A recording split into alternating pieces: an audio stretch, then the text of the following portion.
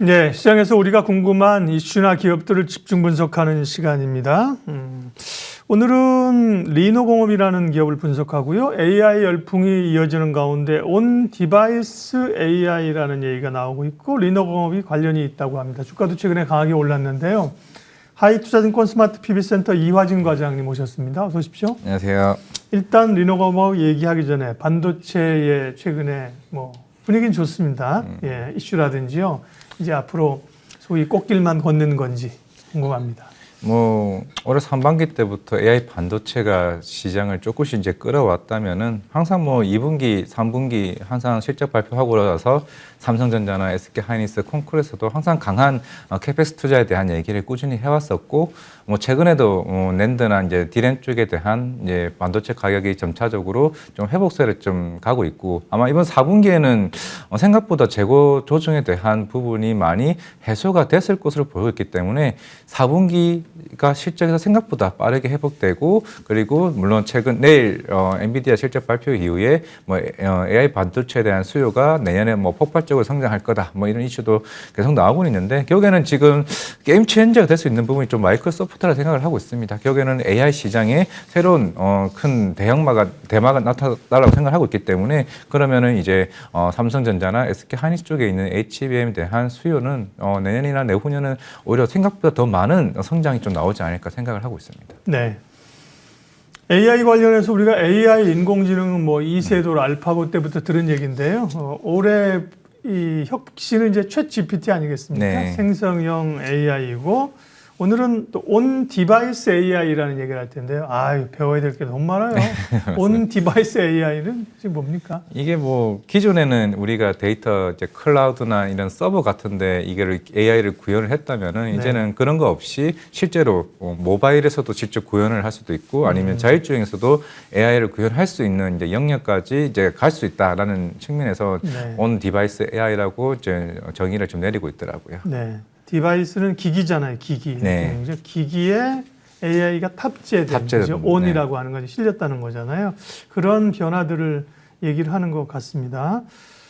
그런 것들이 그러면 상당히 앞으로 쓰이게 되면 이 모바일이나 혹은 이제 차량이나 혹은 이런 새로 나오는 XR 기기나 이런 쪽에 적용될 건 많겠는데요. 네. 충분히 지금 내년부터는 이제 AI 컴퓨터도 이제 본격적으로 삼성전자에서도 나온다고 얘기를 하고 있고, 물론 지금 리노공업 같은 경우도 최근에 워낙 이제 계속 이런 이슈가 있었던 같은 경우도 반도체 테스트 소켓이나 아니면 프로브 감사 장비에 대한 수요도 충분히 있을 것으로 보이고는 있지만 이게 내년 1월에 이제 삼성전자에서도 이제 S24가 이제 빠르게 좀 땡겨오는 흐름도 있고, 그리고 XR 기기도 이제 물론 조금 지연된다는 이슈는 있긴 하지만은 결국에는 애플의 새로운 비전 프로가 이제 나오게 되면은 시장의 흐름은 또 충분히 저는 바뀔 수 있다고 생각을 하고 있습니다.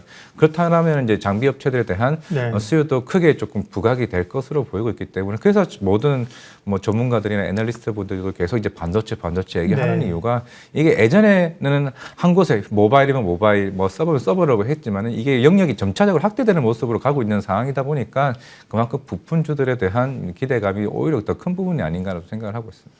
그러니까 디바이스에 AI가 장착되고 조금 더 이제 현장에서 쉽게 사용할 수 있는 복잡한 루트를 거치지 않고 한다. 오케이.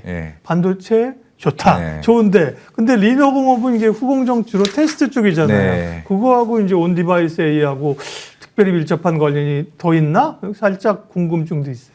일단은 이 회사는 이제 모바일 쪽에 비중이 좀 큰 회사이다 보니까 결국에는 애플도 XR 기기나 아니면은 이제 핸드폰에 들어가는 이제 향후에 AI 온 디바이스 AI를 이제 구현을 한다라고 하게 되면은 결국에는 이 검사 장비가 한 단계 업그레이드되는 흐름 속에서 좀 기대를 하는 부분이 아닌가라고 좀 생각을 하고 있습니다. 그렇군요. 그래서 이제 리노공업이 부각이 되는 거고, 그러니까 이제 온 디바이스 AI라고 하는 게 리노공업이 시스템을 만들고 소프트를 주도하는 건 아닌데, 그죠? 어쨌든 부각되고 있습니다.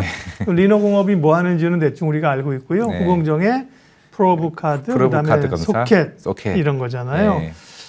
그럼 그 원래 테스트 쪽이라든지 지금 말씀하신 또 모바일 쪽에서 어떤 특별히 기술력과 강점이 있습니까?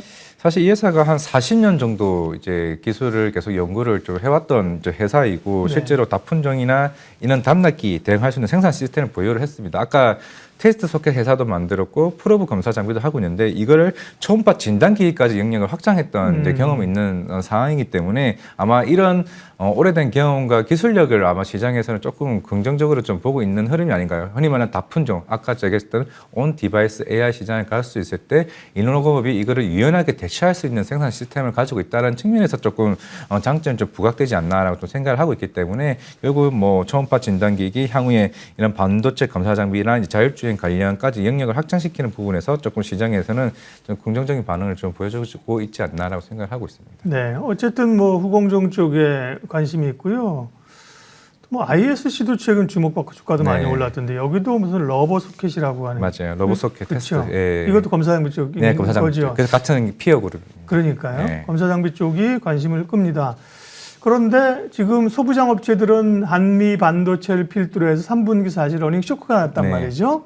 물론 이제 내년을 기대한다고는 하나 네. 리노공업은 3분기 실적은 어땠습니까? 네.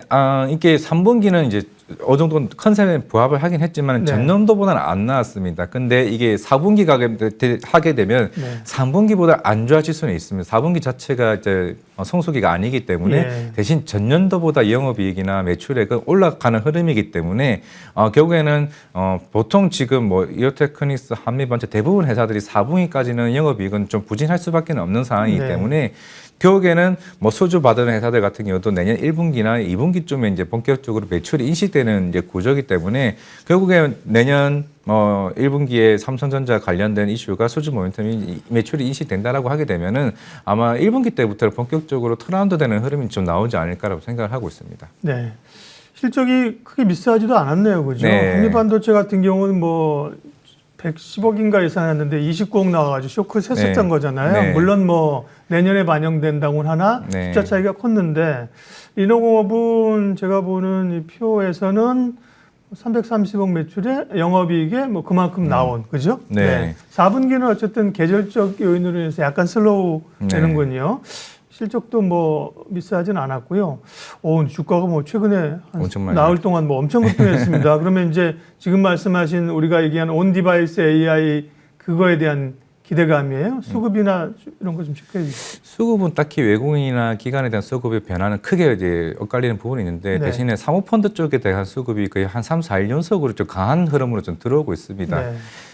결국에는 뭐 아까 말씀드렸던 것처럼 뭐 이오테크닉스, 제우스 뭐 다른 실적들이 다 안 좋았던 상황이었고 리노공업 같은 경우는 결국 최근에 모바일 시장이 계속 살아났습니다. 하웨이도 그렇고 샤오미, 뭐 애플도 마찬가지겠지만은 결국 시장 규모는 계속 커지고 있다는 측면에 좀 긍정적으로 봐야 된다라고 하게 되면은 물론 최근에 좀 빠르게 좀 굉장히 단기간 올라왔죠. 실제로 증권사 리포트는 목표가가 20만 원입니다. 근데 지금 거의 18만 7,500원까지 올라왔기 때문에 네. 과연 증권사 리포트에서 여기서 업사이드를 하나 더 올릴 건지 여부는 결국에는 내년을 좀 기대하고 조금 최근에 리포터들이 조금 많이 나왔던 것으로 보이고 있는데 수급은 아직까지 외국인 수입이 좀 강한 흐름은 아니었고 결국에는 좀 중장기적으로 봐야 되겠지만은 단기적으로는 조금 충분히 좀 피로감이 있다고 생각을 하고 있습니다. 그런 측면에서는 너무 빠르게 대응할 필요는 없는 것 같고 만약에 어느 정도 조정 시 들어가게 되면은 조금 매력적인 구간으로 올 수 있지 않을까 생각하고 있습니다.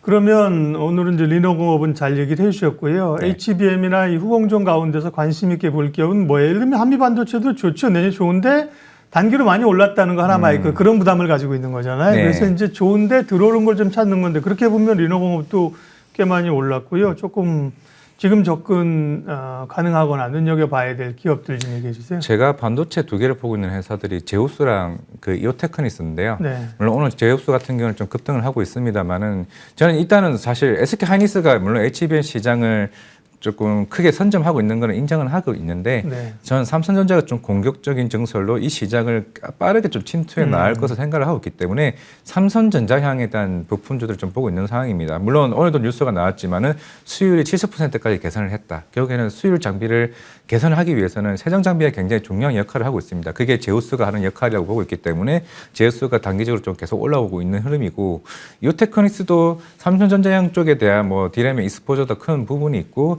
최근에는 레이저 어닐링 장비나 스텔스 다이싱 장비도 4분기 때부터 본격적으로 삼성전자로 들어가는 부분이 있기 때문에 제가 그동안 주가가 오히려 조금 빠르게 올랐다는 측면에서 조금 충분히 접근할 수 있는 가능한 종목이 아닌가라고 좀 생각을 하고 있습니다. 그러니까요. 두 가지입니다. 반도체가 내년에 좋아진다는 우리가 사실은 컨센이 다 형성된 건데 네. 근데 이제 장기적으로 보면 그렇지만 단기적으로는 이 주가 오른 것들도 반영을 해야 되는데 네. 그죠? 많이 올라온 것들 그다음에 SK 하이닉스 향 기업들 많이 올라와서 지금 제우스나 이오테크닉스 그러니까 삼성전자 향. 네, 삼성전자. 근데 제우스는 SK 하이닉스도 하고 있습니다. 네. 두 개 다 하고 있는. 네. 그러니까 우리가 하는 공정 흐름이 아니라 그냥 세정 장비자 업체이기 때문에 결국 오염된 웨이퍼를 이거 깨끗하게 씻어가지고 바로 쓸 수 있게 만드는 역할을 하는 거기 때문에 제우스가 사실 어떻게 보면은 로봇도 하고 있고 반도체도 하고 있고 가장 네. 매력적인 사업 포트폴리오를 갖고 있지 않나라고 생각을 하고 있습니다. 네, 원래 오늘 주제인 리노공으로 마무리하면 네. 리노공은 후공정 쪽에서 네. 경쟁력이 있고 온 디바이스 AI라는 얘기로 주목받고 그러나 단기적으로 좀 많이 올랐다 그죠? 네, 단기적으로 좀 많이 네, 올랐다. 조정 시의 매수 관점으로 얘기를 해주셨습니다. 오늘 온 디바이스 AI 리노공업 얘기했습니다. 하이투자증권 이화진 과장님 함께했습니다. 고맙습니다. 네, 감사합니다. 지수는 코스피 2514, 코스닥 816, 0.9, 0.4% 상승세로 진행이 여전히 이어지고 있습니다. 오늘 이슈&뷰는 여기까지 하겠습니다. 변함없이 함께해 주셔서 감사합니다.